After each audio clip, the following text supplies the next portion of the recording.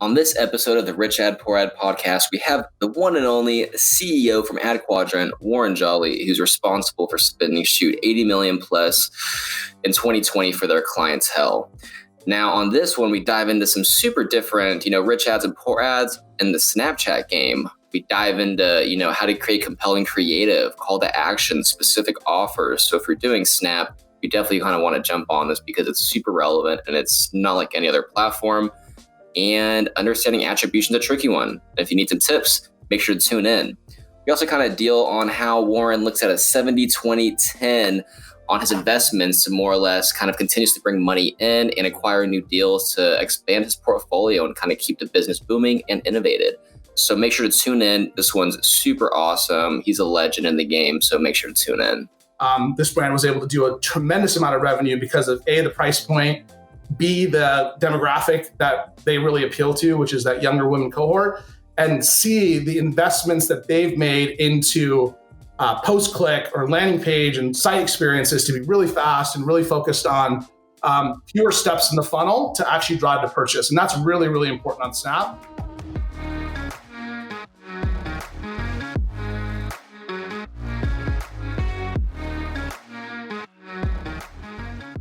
Listening to the Rich Ad Poor Ad podcast, where we break down the financial principles that rich advertisers are deploying today to turn advertising into profit and get tons of traffic to their websites without killing their cash. These advertisers, agencies, affiliates, brands are responsible for managing over $1 billion a year in ad spend. You'll hear about what's working for them today, their rich ads, and we'll roast their epic failures and crappy ads on the internet with poor ads. Let's get into it. Welcome to another episode of the Rich Ad Poor Ad podcast. This is your host, Zach Johnson. I'm with Mr. Dylan Carpenter. Dylan, are you excited to talk paid media? Yeah, man, especially Snap. Yeah, we haven't had many Snapchat, individuals on, so this should be a super good one. Yes. Well, today is a legend in the world of paid media. Originally got his start in the affiliate marketing world and now runs an agency for almost the last 7 years called Ad Quadrant out of LA.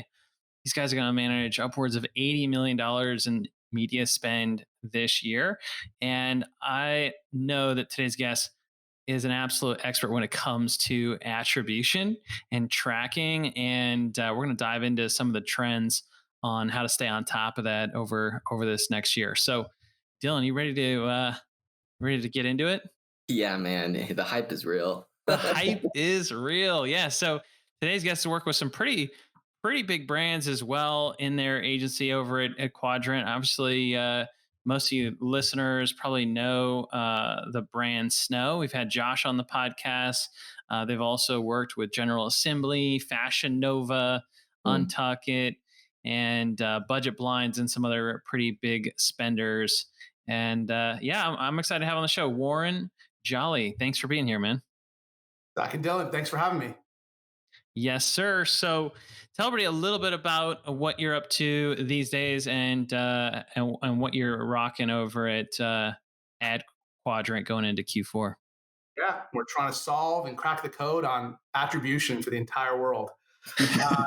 No, that would be nice. We're really, a paid media house that focuses on growth and strategy being the underscore of everything that we do. Our belief is that performance marketing and paid media is just heavily commoditized. Facebook, Google, et cetera, is making it super easy for marketers to place ads, but they don't help you solve through the deep challenges in terms of really understanding the effectiveness of what that platform is doing holistically to your brand, how to think about creative on a per platform basis and really be great at kind of solving that storytelling challenge for users that are viewing your brand for the first time or potentially the 10th time. And so we spend a lot of our time thinking about how to tie all these pieces together for brands that are looking to achieve kind of hyper growth. And for us, that's 3 to 10x growth over the next 2 to 3 years. And brands that are able to achieve that are really at the cutting edge of not just testing, but thinking about these challenges in a more meaningful, deep way. So that's kind of where we come in. And for me personally, I'm also an investor. So I partner with early stage companies directly and through a fund to help them not only get access to capital, but again, kind of make sure that capital is being deployed in the most effective manner to drive that try to that type of growth trajectory that I highlighted earlier. That's awesome. So is this the Unlock Venture Partners? I'm looking at your LinkedIn profile here. Yeah, Tell us about. yeah, that's one of them. So Unlock is the investing thesis is really focused only on companies that are based in Seattle and LA, and that really has to do with just where we see the opportunities. Obviously, every investor, every venture capital firm is focused on Silicon Valley, and it's very uber competitive there. But there's great companies coming out of LA and Seattle that the Kleiner Perkins of the world and the Bessemer Ventures don't really focus on. So that combined with where everybody is focused from a partner perspective geographically gives us access to some really interesting businesses. And so we've invested in companies like Dolly, which is sort of the on-demand resource for moving. We've invested in a company called Fight Camp, which is the Peloton for boxing. So there's really a host of interesting direct-to-consumer businesses and brands that we've been able to, very fortunate enough to partner with via Unlock. Yeah, it looks like you invested in Bolt. That's pretty awesome. Yeah, yeah. Bolt's an amazing business, really bringing kind of that Shopify payments ubiquity to all e-commerce retailers. So making the process of checking out as a consumer really frictionless, irrespective of what CRM or shopping cart solution they're using. So it's we've seen really incredible results with retailers like American Eagle and a host of others that have implemented Bolt and seen conversion rates go up drastically. So you're one of the only agency owners I know that is even remotely participating in some type of a venture, right? I think like we had Hawk Media on here, but like their venture arm is like $1 million. It's like $1 million, $2 million. It's like tiny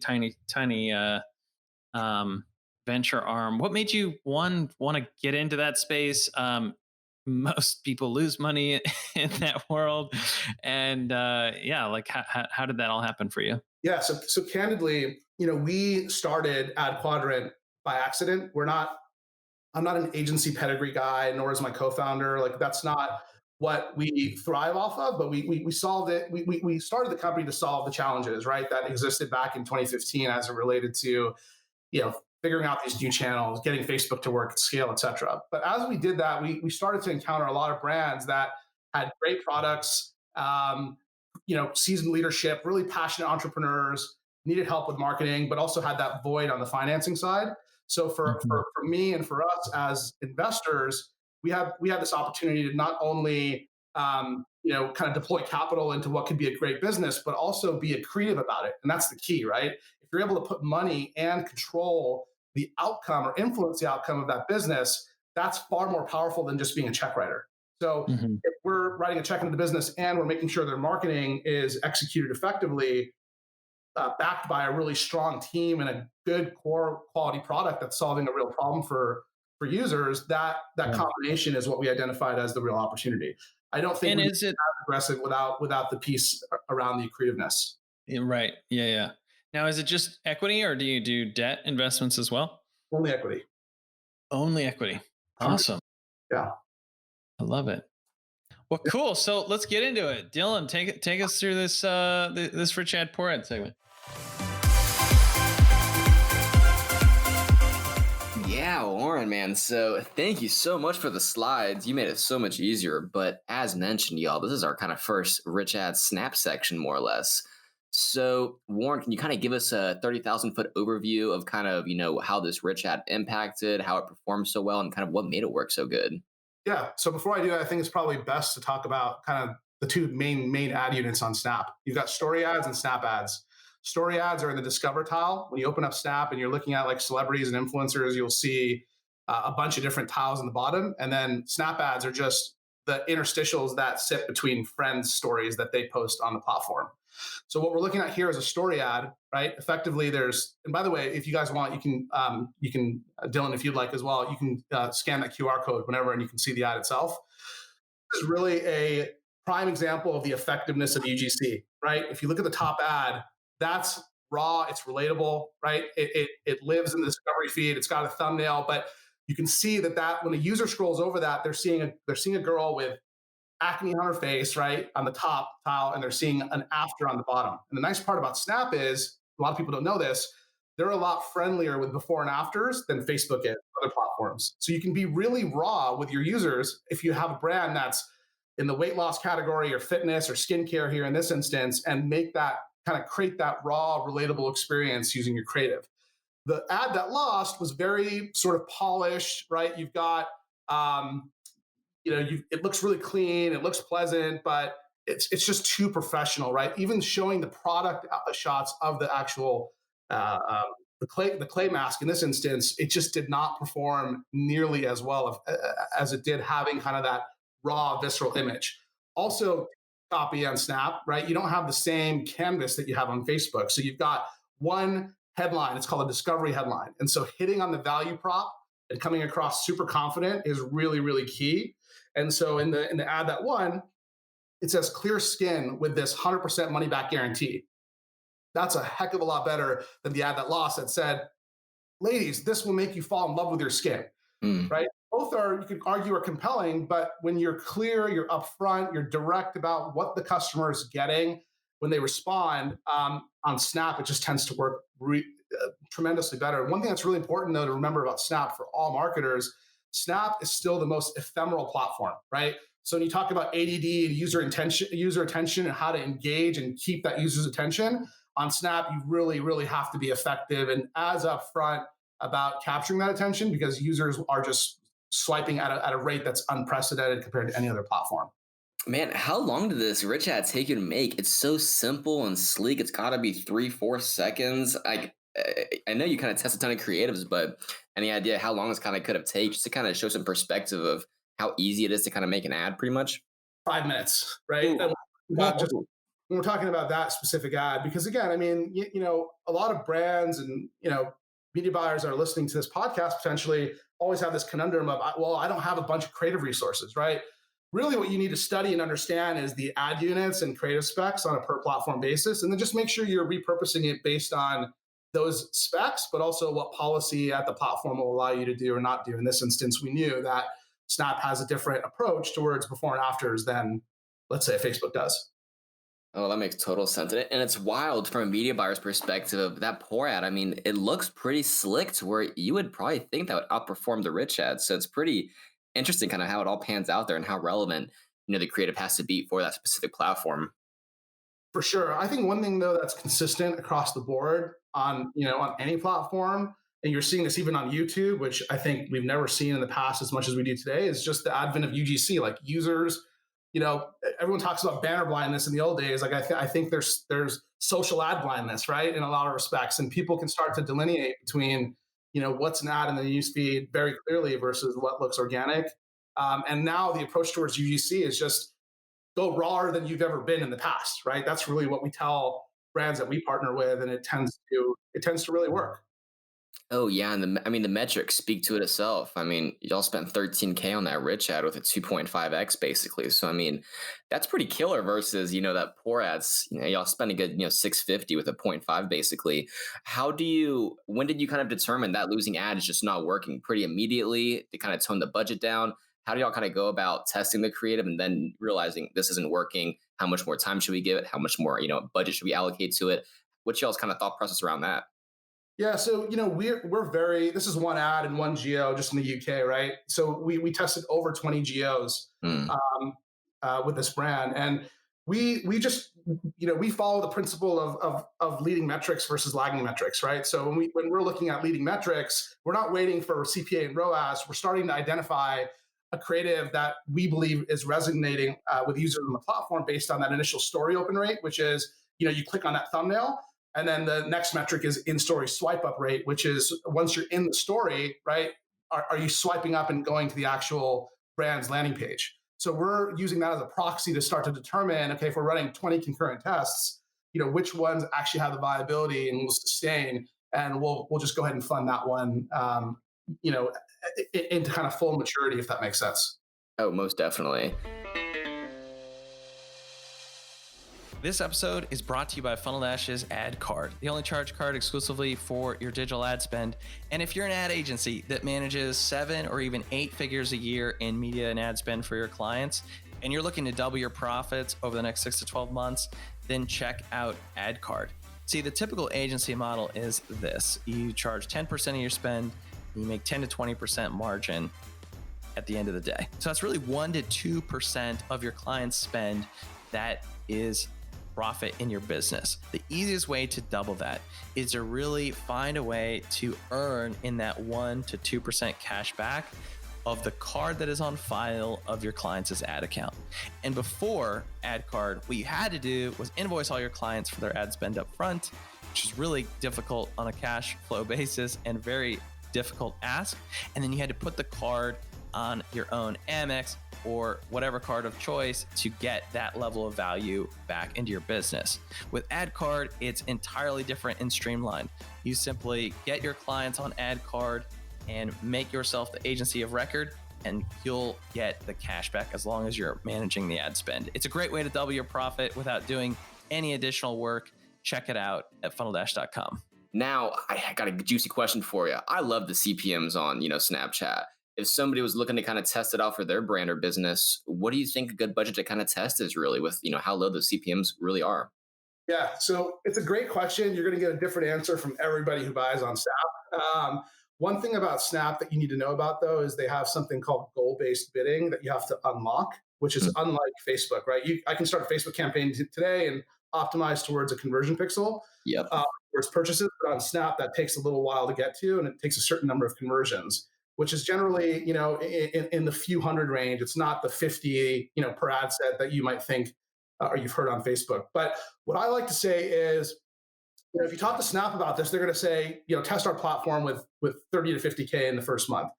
You should know. And part of that, by the way, I believe is, they're trying to increase their earnings, which kudos to them. But I think as a smart buyer, you should know within 5 to 10K if Snap is A, a viable platform for your business, and B, your strategy around creative and user experience is actually viable for Snap's user base. And both are equally as important, right? Because if you're trying to sell a $1,500 television on Snap, you're just not going to be, as successful as you would be in this instance, where this brand was able to do a tremendous amount of revenue because of A, the price point, B, the demographic that they really appeal to, which is that younger women cohort, and C, the investments that they've made into post-click or landing page and site experiences to be really fast and really focused on fewer steps in the funnel to actually drive to purchase. And that's really, really important on Snap. As I mentioned earlier, users have that highly ephemeral mindset, so you can't take them through a bunch of hoops to get them to actually purchase if you're an e-commerce brand, as an example. Oh, most definitely. Now, with these metrics, I think, you were talking attribution earlier. So I think it'd be good to kind of share with the audience. How do y'all kind of really gauge, what's working? Are you looking at Snapchat, Google Analytics? How do you kind of go about true reporting on the Snapchat side of things?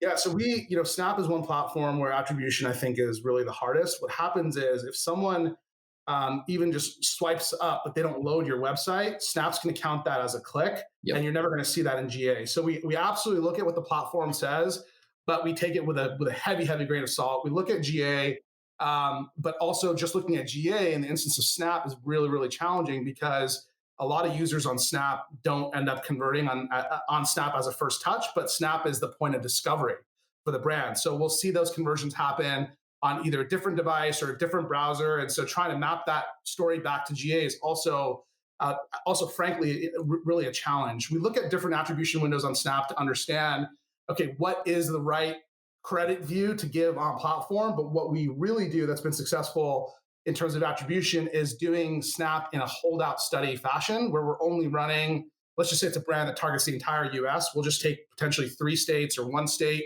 depending on the size of their influence in that state, and only run Snap ads in that one particular geo. We'll customize the creative to speak to that geo. We'll really make it an effective strategy. And then we'll baseline that geo's results against what we've done with Snap on in that holdout capacity, right? So anytime we're launching a new channel now, we do this. We've done it with Connected TV. We've done it with TikTok. And it helps us understand that what is the actual incremental lift that the business has seen compared to what the platform reports. And that helps us get to like a multiplier that we apply on any of those ongoing future spends to be able to deduce what the real impact was from that channel. Oof, man, you're leading me to my final question here. Heck yeah. So, man, I just got sidetracked. Oh no. I'm loving this, man. All right, it'll come up to me at some point. Or you just got all feeling hot and bothered here. You're just Oh, like, oh, attribution. oh no, I totally got it. So yeah, whenever you kind of launch Snap, you mentioned you kind of look at the growth across, the whole business as a whole. Now, whenever you see, I'm sure you're driving a ton of traffic with Snapchat. Do you ever see, correlations to where you have to ramp up the retargeting on Google or Snap or even Facebook just because you're driving so much traffic with Snapchat and it's been kind of pretty cost effective there? Yeah, I mean, CPM arbitrage, you talked about it earlier, right? So when we think about like the Snaps and the Pinterests and the TikToks of the world, CPMs are a fraction of what they are on Facebook and Google. So absolutely, like we're not, our expectation on these platforms that are more discovery oriented, if you will, is that, we're going to see unprofitable results on platform from if we just purely look at on platform prospecting and retargeting. And we've done that deduction exercise that I talked about earlier, right? And so we understand that. And what we really try to do in every campaign is tag ETMs properly so we can retarget the traffic that actually does reach the site and understand on a look back window what is our true aggregate return from Snap as the first touch, right? As well as Snap as first touch, no conversion. And then, in isolation, what the platform is able to do for that audience that we're prospecting, retargeting on there. And that combination is how you really understand, okay, what is Snap doing for my business at an aggregate level, right? And how do I try to tell that story that's true or as close to the truth as I possibly can? Ooh, man, this is a good one, y'all. All right, so we dove into some rich ads pretty hardcore. We dabbled a little bit in the poor ad side, but let's go ahead and focus a little bit more on that poor ad side.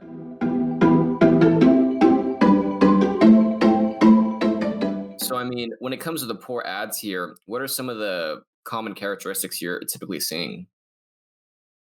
I think again, when you really break down Snap and you have this like limited canvas as well as time frame to capture the user's attention, anything that seems too polished, anything that seems like you've repurposed an ad from Facebook or from YouTube onto Snap tends to not really work. I mean, if you yourself as a user go through the discovery feed on Snap and you look at whatever influencers or celebrities or brands that are marketing there, you'll see right there and then that there's the images and the creative is really thought provoking, or it's kind of gives you that what the heck is this type of reaction. Yep. And so like addressing creative in that capacity, which in this poor ad was not done, it was more of like a professional photo shoot or professional influencer shoot, I think is really number one.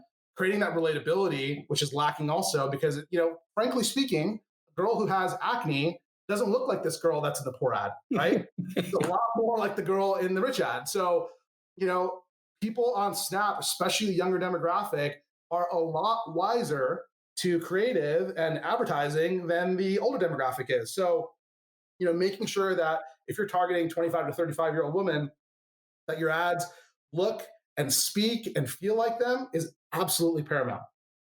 So I would say start with relatability in mind. Make sure your imagery is really raw, it's visceral, it's UGC in nature. And again, you can see in this poor ad that both from an imagery perspective as well as kind of the headline, it just really didn't hit the nail on the head to keep users engaged long enough and ultimately manufacture that intent necessary to drive them to purchase. Man, and you would really think that, that 30% off, that sense of urgency would kind of do some wonders, but it goes to show, hey, you got to test to really gauge what works.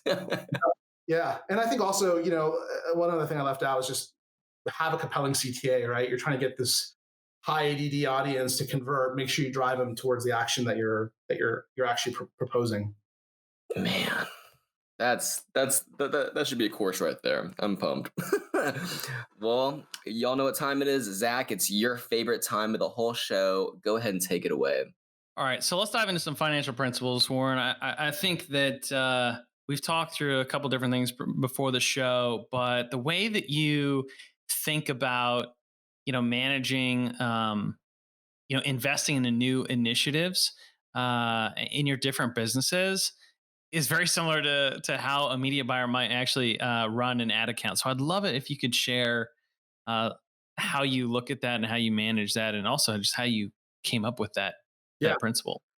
So the core of the principle is really, obviously I admire and I think all of us can respect what Jeff Bezos has built with Amazon and the fact that he still thinks about Amazon as being, in that day zero environment, like our first day in business is really helped drive so much of their innovation and change. And when you're trying to bootstrap a business, which I've always done historically, I really haven't raised outside venture capital for companies I've started until very recently. You've got to really be capital efficient, and you have to be almost kind of ruthless about saying no to ideas that just are failures, right? So you generally start a business and you've got an initial way to generate revenue. You sign up every customer under the sun. If you're a services business, you just say yes to everybody. That becomes kind of your 70% of what keeps you in business or allows you to sustain. Then you have this 20% window, which is really about how do I grow out above and beyond myself, right? And that 20% is creating a moat and defensibility around your business. Ultimately, that's really, really important, because if you don't have a moat around your business, you really don't have something that's defensible. And if any competitor comes in with more capital or a slightly better team, they're going to crush you. So that 20% is about creating the moat and investing in areas that are going to be defensible. And then you have to have this 10% that's about hyper growth ideas, really wild, hairy experiments that you constantly, in a disciplined capacity, fund both with time and money. And that once those 10% bear fruit, it goes into that kind of 20% moat and defensibility bucket. And once they've matured into, hey, this is actually viable, I have more than 5 customers or whatever it is that'll pay for this, it goes into your core 70%. And that's how you bootstrap, in my opinion, or a core principle behind bootstrapping a business from 0 to 8 figures or 9 figures in revenue, but always maintaining that discipline and not getting complacent, because your 70% is going well, right? And you don't need to worry about competition, or you don't need to worry about innovation. And so really the idea is it's a 70-20-10 rule, and it helps you, kind of out innovate and out compete as it relates to what else is happening in the ecosystem. And guess what? If you're in a category or industry that doesn't have innovation pressures or competition, then it's not really a business worth being in the first place. So that's kind of how I think about growing companies and how to think about kind of investing and creating that discipline. Okay, so let's just say I produce $1 million a year in profit, and you're saying in terms of are we talking about profit here? Or are we talking about like, okay, we're going to take 20% of that, invest in an initiative, 10% of that's going to go into, um, crazy experiments, or are you more just like baking this into how you operate, the businesses, from a top line? Because I just want to. Yeah, absolutely. That's a great question. It really is. I mean, there's, businesses tend to start one of two ways, right? You're either out, you're raising money and you have investors, that are writing you a check to fund an idea, or you've bootstrapped a company to a certain size. So first example, it would just be off the balance sheet of what money you've invested. And that would be kind of your core approach from absolute day one. On the second, it's really about taking profit and headcount that you can reallocate, out of that. You take that 100% that's initially gotten you in business and start to shrink it down to 70 and think about your allocations in that 20 and 10. So if I were to start a business today and I raised money from investors, let's just say I raised $5 million, I would have an initial idea and an initial value proposition, which is why I got funded in the first place. But guaranteed, whether I like it or not, or anyone believes it or not, I'm going to be pivoting as I learn more about that idea and actually validate the real hypothesis. So that all of a sudden, same thing, that 100% that I thought I would be doing with that $5 million is going to pivot. And as I pivot, I'm pivoting into what I learned from that 20 and 10 portion of the pro rata exercise, right? Same thing. If I bootstrapped a company, I'm going to want to figure out ways to grow faster than I've been able to grow historically. So I start to think about that allocation and where should I be? How do I create my initial moat and defensibility? And then follow on, how do I start to think about, those wild experiments that are going to potentially deliver hyper growth? And what have been those for you in the, agency business? Like what has been some of those 10% investments and tests that have now kind of got rolled into the core 70%? Yeah, that's a great question. So one of those has been, building out a full creative studio, right? When we started, again, I don't come from an agency or creative or brand background. That's not my DNA. But taking that bet early and saying, you know what, we're gonna take the lead on creative now with brands that we partner with, not expect them to take the lead and provide us with useful assets. That was one example. Our venture into TikTok early on, last year was an example of that 10%, where There wasn't really a pixel. Direct response wasn't really kind of a talked about thing. There wasn't an auction, but just saying, you know what, we're going to figure this out because we believe that this platform is here to stay and that there's a really interesting opportunity for brands to diversify there in a unique way, was a bet that paid off massively for us. So, being really aggressive about testing new channels and testing new services internally has helped us, innovate and grow and remain very profitable, but be able to create value in the ecosystem. And that's really how you're able to do that, right? By thinking differently and challenging that status quo as fast and as tremendously as you can. Dude, that is awesome. I love it. I love it. So let's talk about, what you do as an agency owner, from kind of switching from operator to investor hat for a minute. How do you look at getting the most amount of leverage out of your investing activities? Yeah. So for us, it's really interesting, right? I mean, the no-brainer that we realized is we come across a lot of brands where there's great products, great operators, tenured entrepreneurs. They need help with marketing, but when we really start to unpack the business, what we realize is they've overfunded in certain areas and they're sort of over leveraged, right, as a business and as an operator. And so great marketing alone doesn't solve that problem, but being able to become a partner of theirs, help finance the business as well as be a vendor allows us to do a couple of things, right? A, we get to take equity in the business. B, we get to, charge for services. And C, we get to make sure that the equity that we're taking in the business by investing cash is accretive, and we get to sort of mitigate downside and influence upside because writing a check, but we're also helping the business shore up its growth efforts, right? Maybe they're thinking about going into retail or wholesale where they should be 100% D2C, or they have 100% D2C presence, but their marketing and creative and kind of tech stack is really ineffective. And those are relatively easy things for us to fix that could be, frankly, real force multipliers for the business from both a top line revenue perspective as well as profitability. So we look for businesses where we can be highly accretive. And I also don't believe that anyone should invest or write a check into a business that they fundamentally just really don't understand. Because if you don't understand it, you can't be accretive. And oftentimes, if you don't understand it, at some point in that journey with you as an investor, something or someone is going to pull the wool over your eyes. And by the time you figure it out, it might be too late. And I can speak from firsthand experience in saying that. So I've really learned to kind of identify ideas that I get, that I believe in, that I can be along for the ride on a bit more than just a silent observer. Mm-hmm. Mm-hmm. I love it, man. I love it. Well, this has been awesome. I've actually really enjoyed this episode. What do you think, John? Yeah, man. I want to go test some new Snap stuff after this. Yeah. Oh, I love it, man. Well, Warren, this has been an amazing podcast. Really appreciate you sharing about so many different aspects of what you're up to, and really appreciate some of the disciplines that you put in place and how you're managing the business. Tell everybody a little bit about, what else you've got going on and how we can support you.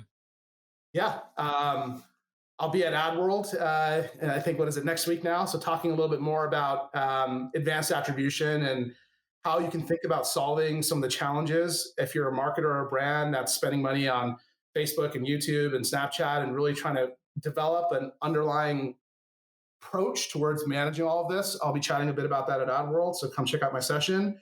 If you want to learn more about what we do at AdQuadrant, just go to adquadrant.com. We've got a bunch of case studies and more information about kind of who we work with and who we service. But other than that, I'm happy to add value, answer any questions. Best way to reach me is on Twitter, just at Warren Jolly. Feel free to send me a DM, and I'll get right back to you. Amazing. Well, there you have it. Thank you so much. We'll definitely have you back on the show soon. Cool. Thanks, guys.